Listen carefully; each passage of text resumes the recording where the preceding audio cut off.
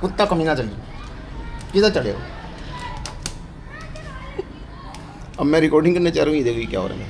मैं भी इस वक्त जो है वो ख्वाजा साहब की तरह इस वक्त झूले में बैठा हूँ। अस्सलाम वालेकुम भाई बच्चों, कैसे हैं आप लोग? ठीक ठाक है, मज़े में हैं। मुझे अच्छा इस बात का बिल्कुल से नहीं इदराक था कि हमारी कौम के अंदर बहुत से डॉक्टर्स बैठे हुए हैं, डॉक्टर्स यानी PhD। मैंने होंडा की CG150 के बारे में कुछ वीडियो लाहौर में जाके बनाई थी और उसके बाद लोगों ने बड़ी बड़ी बातें करनी शुरू की हैं। पहले कुछ लोगों ने कहा कि जनाब झूठ बोल रहा है, ऐसी कोई गाड़ी नहीं आ रही। फिर कहने लगे कि जनाब इसको तो गाड़ी का कुछ पता भी नहीं है। फिर कहते हैं इसको जो है ये पेड रिव्यूज़ कर रहा है। हालांकि उसके उससे एक अलहदा ही बात ये हुई थी कि हमको तो उन्होंने कहा था कि भाई पहले आप हमें जो है वो सारे वीडियो दिखाएंगे, उसके बाद फिर आप उसको शायर करेंगे। तो वहाँ पर हम बैठ के बाइक के बारे में कुछ बात कर नहीं सकते। लेकिन जेन्युइनली मुझे बाइक अच्छी लगी थी, मुझे पसंद आई थी और उस प्राइस पॉइंट पे भी अच्छी लगी थी। वजूहात उसकी 2-3 हैं। आप लोग जानते हैं कि होंडा की CB150F के बारे में मैंने एक वीडियो बनाई थी और एक ज़माने पहले मैंने उसका रिव्यू किया था। लोगों ने मुझे कहा कि तुम जो है वो होंडा के दुश्मन हो, फलां के दुश्मन हो, मतलब किसी भी चीज़ के बारे में बोलें तो हम जी उसके दुश्मन हैं। ठीक है, मैंने बताया था कि जी रोड प्रिंस वेगो है, it's a better option at that time. तो लोगों ने मुझे उस वक्त कहा कि जी इसने रोड प्रिंस से पैसे खाए हुए हैं। फिर मैंने और 2 कंपैरिजन्स किए, लोगों ने बोला जी फलां से पैसे खाए हुए हैं। अब अजीब बात यह है कि अब मैं बता रहा हूँ कि CG150 इज़ अ गुड, तो अब मुझे कहते हैं जी होंडा से पैसे खाएँ। तो हमारे यहाँ लोग जो है ना वो बहुत ज़्यादा PhD हैं यहाँ पर, और बदगुमानी में बिलखुसूस उन लोगों ने जो है वो PhD की हुई होती है। Coming to the point of जो इस पर हम बात करना चाह रहे थे कि होंडा की CB150F और होंडा की CG150 में मेन क्या डिफरेंसेस हैं। ज़ाहिर है कि होंडा की CG150 अभी बहुत ही एक्सक्लूसिव चंद लोगों के पास आई है, तो हम उसका एक प्रॉपर समझे कि अनबायस किस्म का रिव्यू फ़िलहाल नहीं कर पाएंगे, या ऑब्जेक्टिव रिव्यू अभी तक मैं उसका नहीं कर सकता। उसकी वजह यह है कि जब तक उस बाइक को चलाएंगे नहीं, बहुत सारी बाइक्स पेपर पे अच्छी लगती हैं, जब उनको चलाते हैं तो उनकी फ़ील ही अलग होती है। तो wait for a detail review of the CG150। CB150F का जहाँ तक ताल्लुक था, तो CB150F का एक प्रॉब्लम इंजन का काफ़ी लोगों के पास आया था, और no matter how many times Honda वाले इसको डिनाई करें। देखिए पूरे पाकिस्तान के अंदर लोग तो झूठ नहीं बोल सकते ना, मेरे पास पूरे पाकिस्तान से ये प्रॉब्लम लोगों के आए थे कि ऑयल जो है वो जलाती है, या ऑयल जो है वो कम करती है, आप उस पर डालेंगे और फिर कम निकलेगा। लोगों ने उसकी मुख्तलिफ रीज़न्स बताए, लेकिन जनरली ये कहा जाता था कि आप 1000-1500 किलोमीटर के ऊपर होंडा CB150F का इंजन का ऑयल चेंज कर दें। अगर आप उसमें लिक्विड मोली वगैरह डालते हैं, तो एक बंदा जो लिक्विड मोली डालता है 3500 रुपये का वो ऑयल आ रहा है 1 लीटर, तकरीबन 3500-3600 रुपये का 1 लीटर ऑयल आ रहा है। आप वो जब डालेंगे और आप बोले 1500 किलोमीटर पे चेंज कर दूंगा, तो वो डजंट मेक सेंस। तो ये 1-2 क्वेश्चंस अभी फ़िलहाल रिमेनिंग है। अब इन्होंने जो क्लेम किया है एटलस होंडा वालों ने, उन्होंने कहा है कि they are using the same engine as the Honda CB150F, लेकिन उसको उन्होंने मॉडिफाई करके उसके प्रॉब्लम्स रिजॉल्व किए हैं। अब जाहिर है कि जब ये गाड़ी 10,000-15,000 किलोमीटर चलेगी CG150, तब जाके पता चलेगा कि प्रॉब्लम रिजॉल्व हुए कि नहीं है। पेपर पे उन्होंने बताया कि इट्स अ 9.7 कंप्रेशन रेशियो, जिसका मतलब है कि रेगुलर पेट्रोल पे ये आराम से चल पाएगी। ठीक है, 9.7 to 1। सेकंड चीज़ उन्होंने बोला है कि शिफ्टिंग इन्होंने सारी लीनियर कर दी है, तो अब जिसकी वजह से हमारे CG125 वाले यूज़र इसको पसंद करेंगे। पावर उन्होंने बताई है 11.7 HP, जो मैं अभी भी मेरा नहीं ख्याल कि सही है, अंडर 11 HP ही है, लेकिन इनका कहना यह है कि इट्स 11.7 HP। कोई कह रहा है 11.3, कोई कह रहा है 11.7, जिसके जो जी में आए वो करता ही चला जाता है। नेवरदलेस ये इसकी जो है वो इंजन की मैंने आप लोगों को खुसूसियात बता दी। बैलेंसिंग शाफ्ट है, इंजन इतना वाइब्रेट नहीं करता।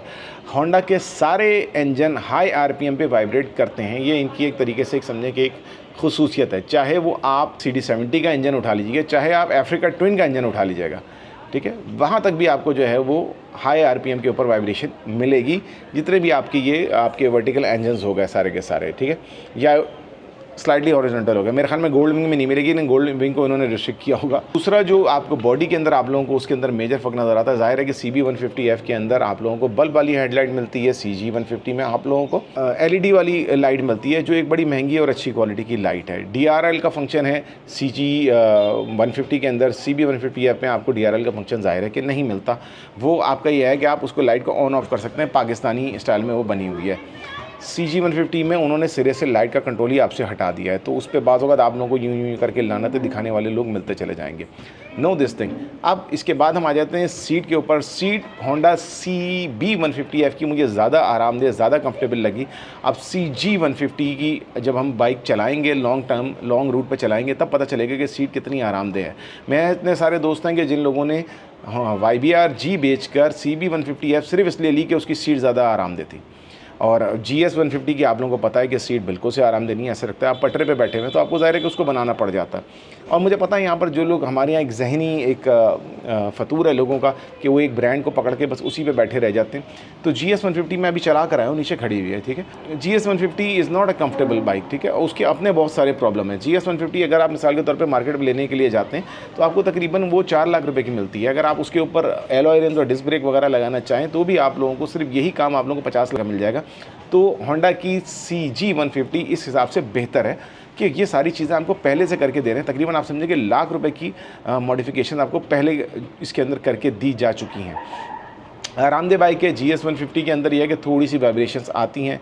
GS150 के कार्बोरेटर का एक बड़ा प्रॉब्लम है। GS150 का जो कार्बोरेटर है, जो स्लाइड आपका CV कार्बोरेटर है, अभी भी मेरे पास प्रॉब्लम आ रहा है कि उसकी स्लाइड फंसती है। वो कहते हैं जी आप ओरिजिनल कार्बोरेटर लगाएं, जो 27 या 28 हज़ार रुपये का सुजुकी GS150 का इस वक्त नया कार्बोरेटर आ रहा है। तो आप लोग ये सहन के अंदर अपने बातें रखें जो मैं आप लोगों को बता रहा हूँ, फिर आप डिसाइड करें कि जो मैंने बात कही है क्या सही है या गलत है, ठीक है। अब आ जाते हैं एलॉय रिम्स। CB150F दोनों के अंदर एलॉय रिम इन दोनों के अंदर है। अलबत्ता CG150 में इन्होंने निसन का कैलिपर दे दिया। निसन से लाइसेंस लेकर इन्होंने लोकली बनवाया है या चाइना से जो है वो मंगाया है कैलिपर, तो जिसकी वजह से इसकी मेरे ख्याल में एक थोड़ी सी वैल्यू या समझे कि अच्छी इसके अंदर ये कि इन्होंने एडिशन दिया है। ट्यूबलेस टायर्स आप दोनों के अंदर इस्तेमाल कर सकते हैं। आगे पीछे आप 18, आगे जो है वो 275/18 है, पीछे आपके 90/90/18 का टायर है। आप इसमें ट्यूबलेस टायर्स इस्तेमाल करिएगा। इसके अपने कॉर्डियल के इंतहाई घटिया बकवास टायर आते हैं। मेरे ख्याल में इन लोगों ने इसके अंदर सर्विस के लॉन्ग लाइफ टायर्स दिए हैं, जो अगेन घटिया बकवास टायर्स होते हैं। सॉरी सर्विस अगर आप लोग ये बात बुरी लगती है, लॉन्ग लाइफ टायर्स की बहुत बेकार ग्रिप है। अच्छा, उसके बाद हम आ जाते हैं इसके एग्जॉस्ट के ऊपर। ज़ाहिर है कि एग्जॉस्ट मैंने आपको बताया CB150F का डिफरेंट है, CG150 का डिफरेंट एग्जॉस्ट है। अभी इन्होंने खुद बनाया है या CB125F का जो एग्जॉस्ट इन लोगों ने इसके अंदर रेप्लिकेट किया है, that's also a different thing. CB150F sorry कि आगे से टंकी थोड़ी सी डिफरेंट है, ज़रा उन्होंने स्टाइलिश बनाई थी, ज़रा यंगस्टर्स को अट्रैक्ट करने के लिए बनाई थी, लेकिन वो जो आगे ऐसे करके नोकें निकली हुई थी वो किसी काम की नहीं थी। इसमें इन लोगों ने थोड़ा सा एक पूरी ऑल मेटल का की जो है वो टंकी दी हुई है। इसमें भी फ्यूल गेज है, CB150F में भी फ्यूल गेज है।